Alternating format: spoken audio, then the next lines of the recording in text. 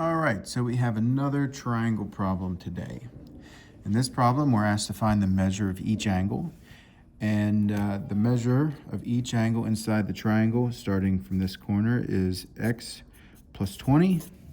So whatever that is a degree. We have the angle y and the angle 2x minus 25. That degree. So we have three angles. We don't know what they are. In order to find what they are, we have to use some principles or some fundamental ideas of isosceles triangles. So an isosceles triangle is any triangle that has two congruent sides and two congruent angles. So in this triangle, we're shown that this side is the same length as this side. That's what those little tick marks mean. That side is equal to that side.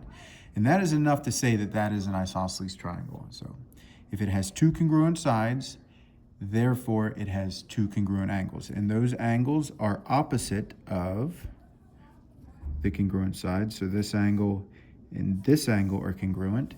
And I can say that mathematically by saying x plus 20 is equal to 2x minus 25. So those angles are equal to each other. So I need to solve for x. I'll solve for x just like I would any algebraic problem by grouping like terms.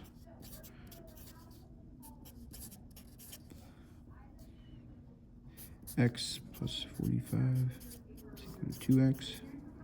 Subtract x is 45 is equal to x. So x is equal to 45. That's good. That allows me to plug x back in to the equations that I can. So x plus 25 becomes 45 plus 20. And that is a 65-degree angle. All right. I know that's a 65. I know this is also going to be a 65-degree angle, but to do the math, 2 times 45 is 90, minus 25. That is also a 65-degree angle. In order to find y, I need to know that all three angles equal 180. So 65 plus 65 plus y is equal to 180. Y is equal to 180 minus, I'll group these together, 2 times 65, 2 times 65, and that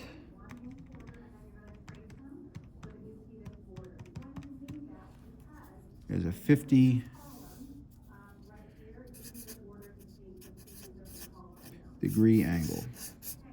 So finding the angles inside of a triangle, if that triangle is an isosceles, is straightforward. We're setting the two congruent angles equal to each other, solving for x, plugging x back in.